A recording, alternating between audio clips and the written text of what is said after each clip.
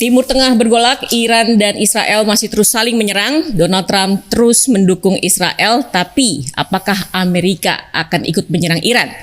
Bang Jelly, ini gimana nih? Trump kemarin sudah bilang ini kayak seperti ultimatum nih, udah nggak ada ruang negosiasi buat Iran. Tapi pagi tadi agak holding back juga Trump nih. Ya, jadi memang dengan Donald Trump ini tiada hari tanpa kejutan, tiada minggu tanpa peristiwa besar. Yeah.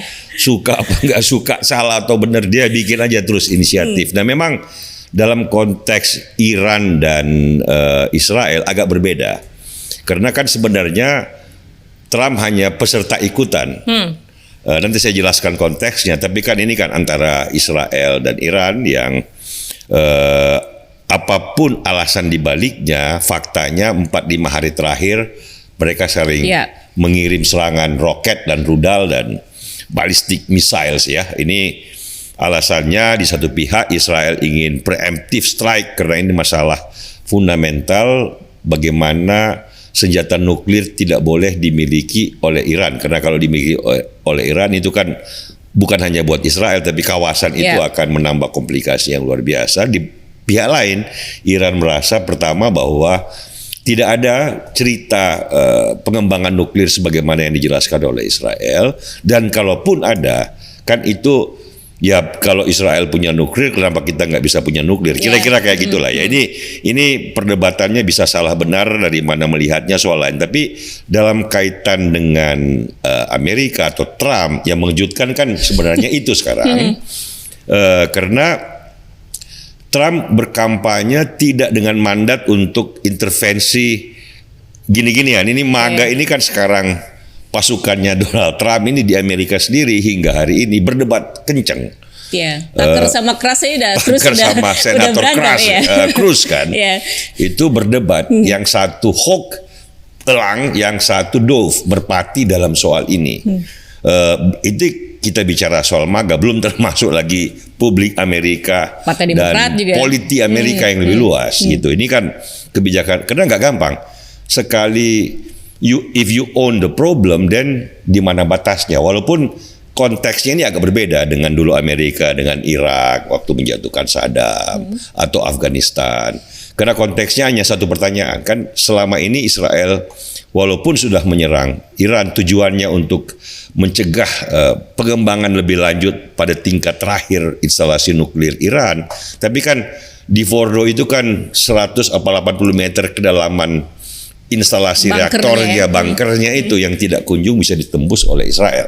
Sehingga tujuannya nggak tercapai. Dengan segala macam pengeboman itu, tujuan objektif invasi yang terakhir lewat udara ini tidak bisa menggagalkan apa yang dia inginkan, yaitu pengayaan nuklir dalam instalasi di Fordo itu. Karena kan dia di bawah bukit. Yang bisa melakukan itu cuman bunker busternya Amerika Serikat. Satu-satunya senjata yang mungkin sekarang selain invasi langsung yang di luar rencana siapapun kan. Tetapi kalau mau memakai satu peralatan pengeboman cuma bisa dimiliki oleh Amerika Serikat. Karena itu barangkali Benjamin Netanyahu dengan segala 1001 alasan meyakinkan Trump supaya ikut membom, menghancurkan instalasi nuklir yang ada di bawah bukit. Dan hanya Amerika yang punya. Dan karena itu Trump sedang berpikir, ini kan dengan gaya Trump dewa mabuk itu loh, kadang-kadang bilang ini, kadang-kadang bilang ini, tapi intinya dia bilang saya akan pikirkan. Kita bisa berdebat ya, bagaimana justifikasi ini kan sebenarnya Amerika dan Iran dalam proses panjang perundingan.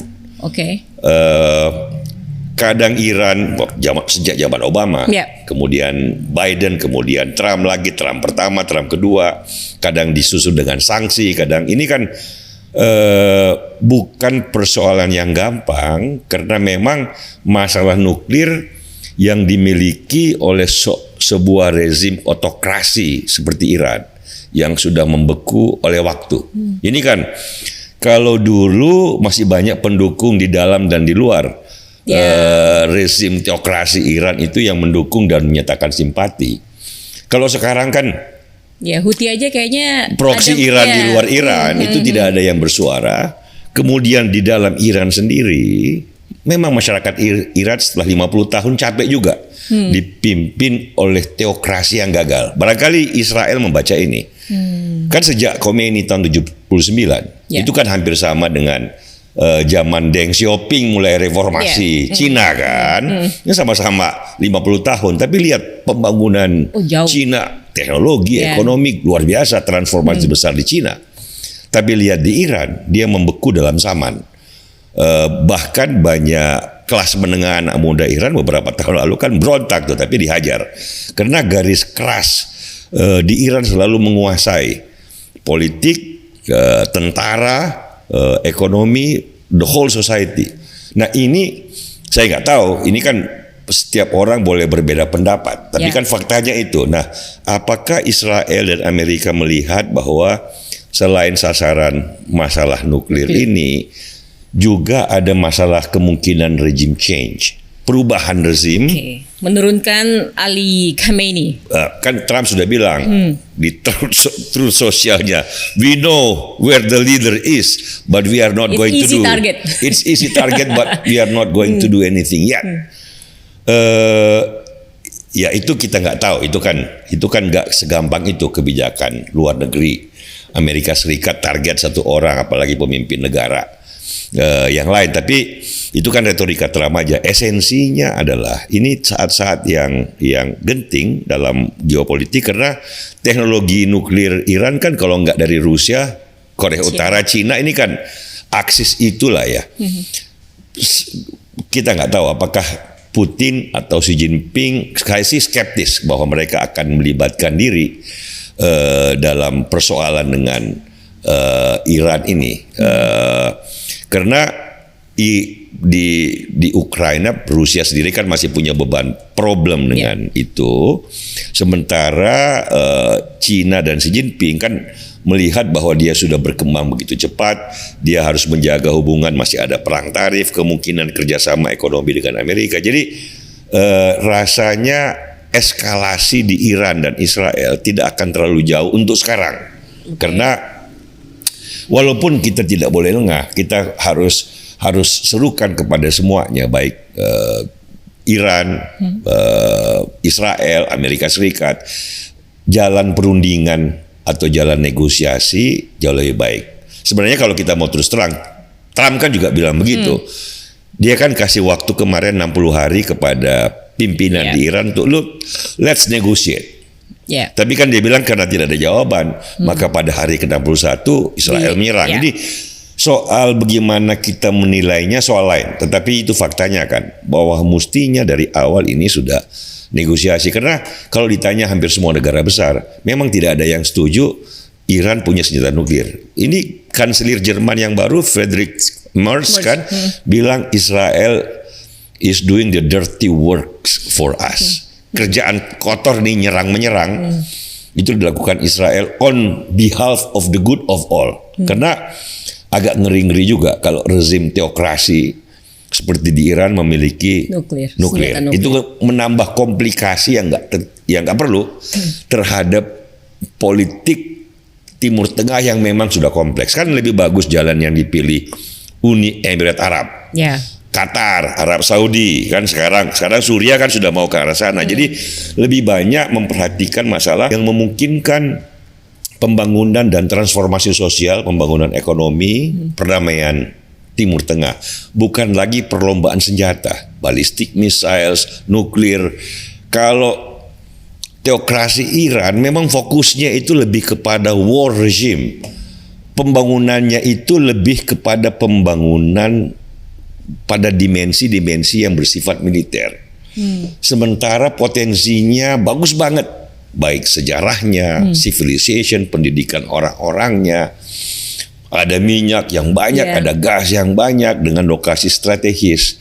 Seandainya energi yang begitu besar diarahkan seperti Uni Emirat Arab, kan, seperti Arab Saudi sekarang, seperti Qatar sekarang, itu kan hasilnya akan bagus sekali, Mel. Tetapi ya sudah, ini kita cuma bisa berkata kepada Trump, tahan diri, negotiate. Kita bisa berkata kepada Israel dan Iran sekarang, stop, negotiate, lebih bagus ngomong, berdebat di meja perundingan daripada perang. Ketimbang Casualtiesnya udah banyak juga kan. menurunkan bunker buster itu kan bukan cuma tanah yang dihancurkan, mungkin manusia pun akan berkalang tanah gitu loh kan.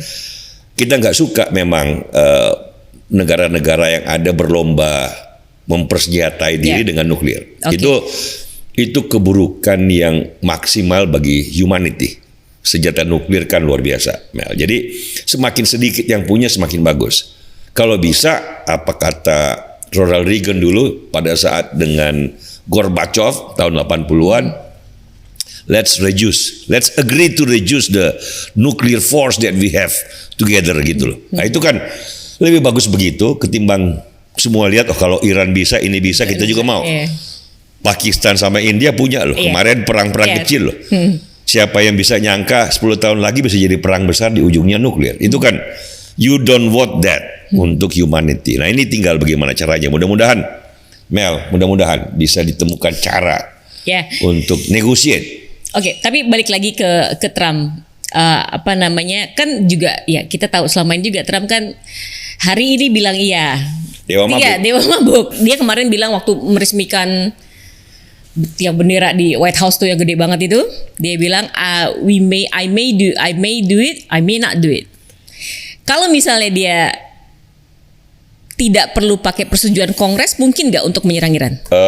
Kalau kayak gini dia nggak perlu, kan dia akan harus memberikan penjelasan nantinya. Tapi kalau dia mengatakan serang, 5 menit berikutnya dia bisa serang tanpa harus minta Kongres dulu. Sekarang kan pasti dia sudah mulai ngomong dengan Kongres. Tapi kita harapkan kalau bisa mereka semua go to the negotiating table.